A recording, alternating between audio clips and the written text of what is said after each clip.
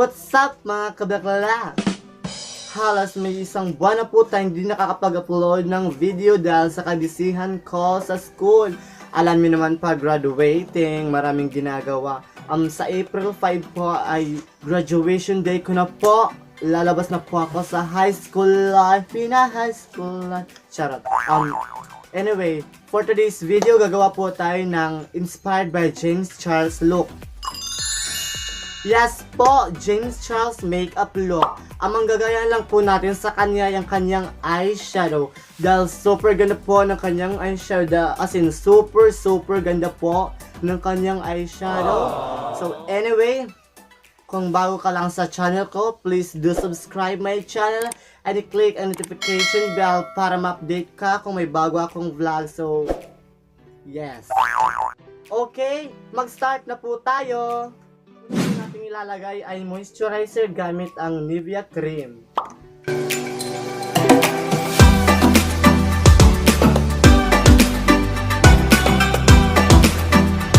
Next po nating ilalagay ay cream corrector gamit ang ano pong brand nito?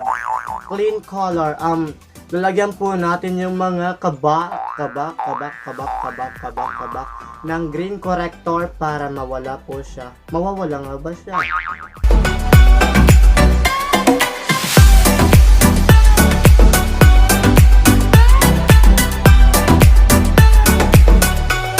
Ang next po nating ilalagay ay liquid foundation.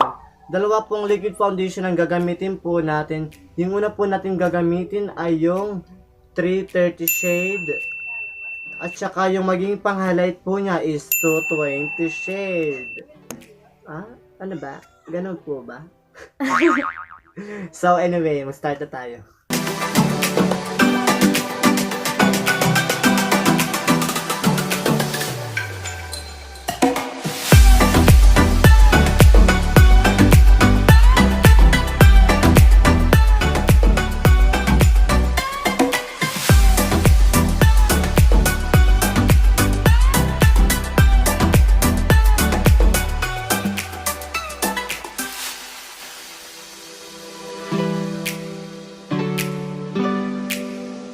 So, ang next po nating ilalagay ay yung 220 shade.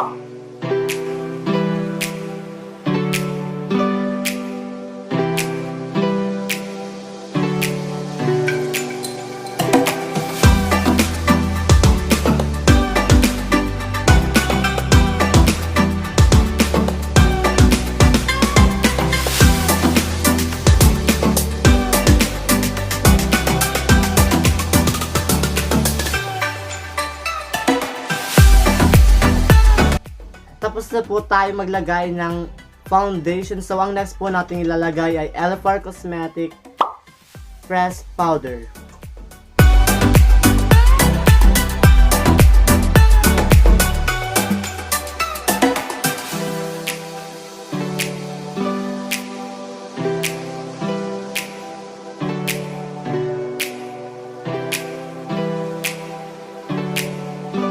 Ang next po natin ilalagay ay pressed powder again, pero light color po siya. Ilalagay lang po natin siya sa T-zone.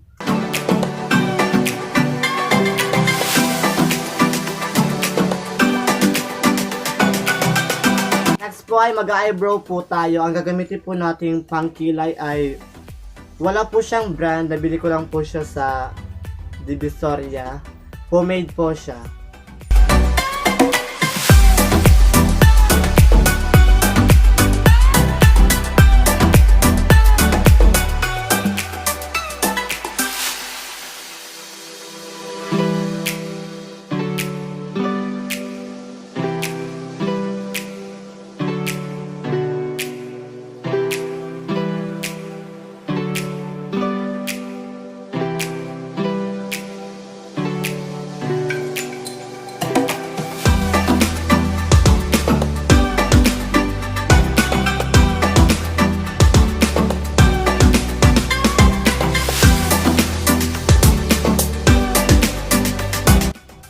tapos na po tayo magkilay. Ang next po ay lalagyan po natin ng eyebrow gel para long lasting po yung kilay natin.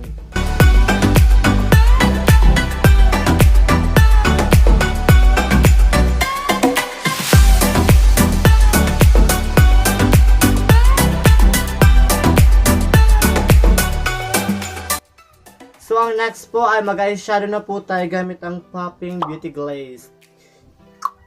Pero bagong lahat, maglalagay muna tayo ng Nichido Compact Powder.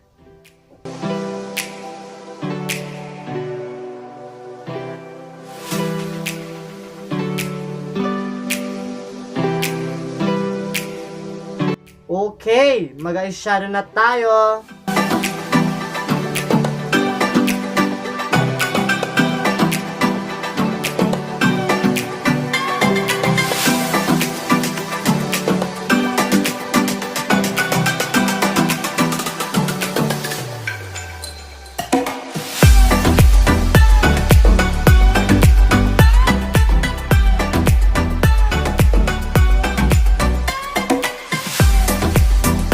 So magka-cut crease po tayo gamit ang LA Girl Pro Concealer.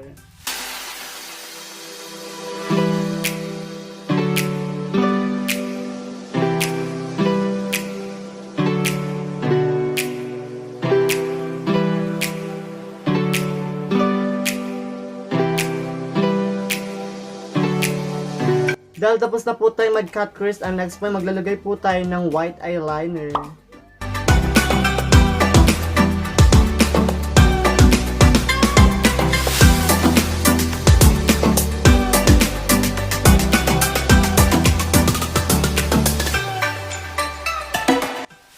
So ang next po maglalagay po tayo ng liquid eye glitters.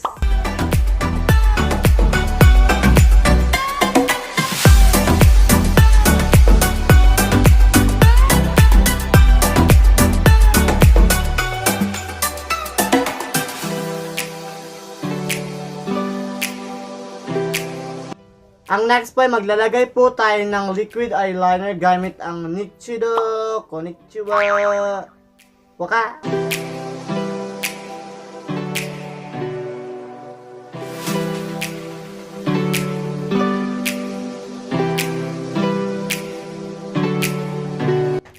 Okay, tatanggalin na po natin yung mga compact powder sa T-zone kasi maglalagay na tayo ng eyeshadow sa baba.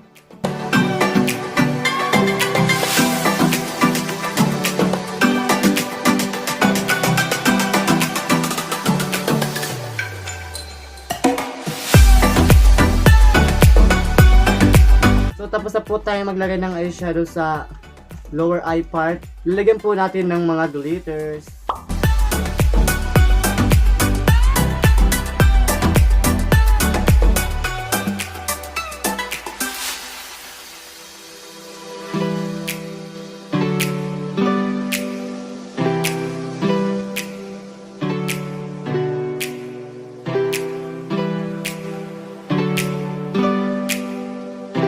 Okay, dahil tapos na po tayo maglagay ng glitter sa lower eye part, maglalagay na po tayo ng mascara gamit ang Everbelena Instant Curl.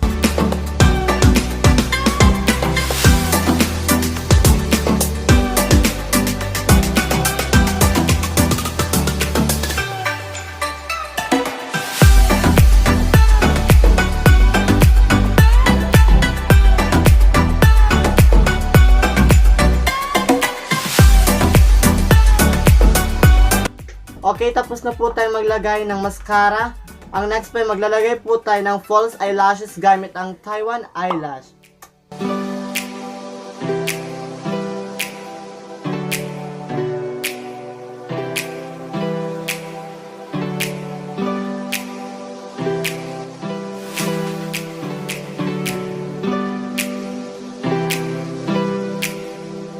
Ang next po ay maglalagay po tayo ng nose line gamit ang Shower Prefix Powder number 3.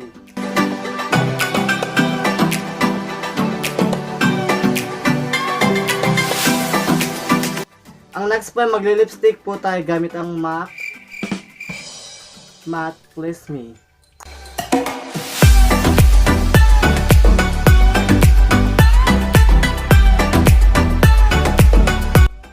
next pa maglalagay po tayo ng blush on gamit ang LFR Cosmetic.